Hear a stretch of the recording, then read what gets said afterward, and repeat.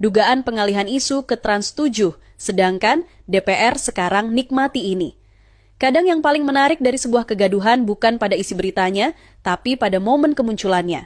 Sebuah tayangan yang menyinggung kiai dan santri mendadak viral di seluruh lini masa. Semua orang marah, semua orang bicara, semua kamera menyorot ke arah pesantren. Tapi tak banyak yang bertanya, kenapa sekarang?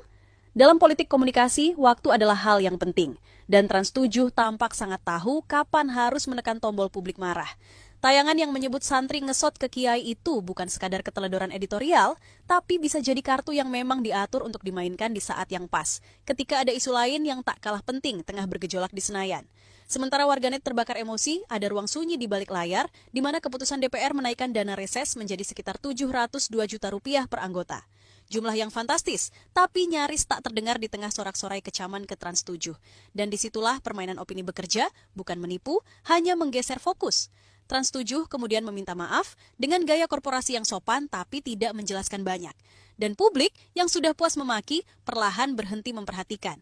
Sementara di ruang rapat anggaran, angka-angka baru disahkan tanpa banyak perdebatan di luar sana. Tepuk tangan pun tak terdengar, karena sorot lampu ada di tempat lain. Kenaikan dana reses ini bukan keputusan mendadak. DPR menyetujuinya sejak sekitar Mei 2025, tapi anehnya, publik baru benar-benar ribut soal itu di pertengahan Oktober berbarengan dengan viralnya program kontroversial Trans 7. Timingnya terlalu pas untuk tidak diperhatikan. Artinya, pengalihan isu di sini bukan soal tanggal tayang atau agenda terselubung media, tapi soal arah perhatian publik.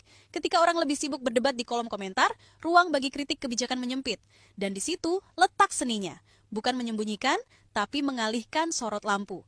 Isu kenaikan dana reses jadi 702 juta rupiah per anggota DPR bukan hal kecil. Dalam teori, dana itu digunakan untuk membiayai kegiatan anggota dewan saat turun ke daerah pemilihan, menyerap aspirasi warga, mengadakan pertemuan, dan menindaklanjuti kebutuhan masyarakat.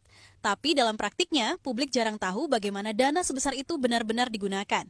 Laporan penggunaannya tak terbuka, sementara hasil reses jarang terlihat nyata di lapangan.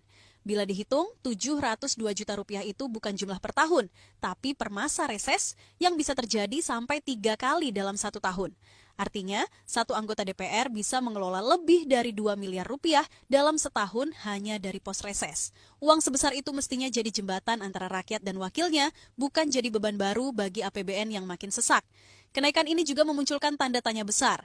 Kenapa harus naik dari 400 juta rupiah ke 702 juta rupiah di saat ekonomi rakyat belum benar-benar pulih? DPR beralasan ada penyesuaian kegiatan dan biaya operasional di lapangan. Tapi alasan itu terdengar terlalu klise untuk menjustifikasi lonjakan sebesar itu. Rakyat tentu berhak tahu apakah benar kegiatan riset itu berlangsung atau sekadar laporan di atas kertas. Masalahnya, isu seperti ini tak pernah jadi topik utama. Ia tenggelam di tengah gaduh yang lebih menarik perhatian publik seperti kontroversi tayangan televisi. Lalu muncul pertanyaan, siapa sebenarnya yang diuntungkan dari semua keributan ini? Trans 7 dapat atensi, DPR dapat keheningan, dan rakyat dapat tontonan. Semua terlihat sibuk, padahal yang berubah hanya arah perhatian kita.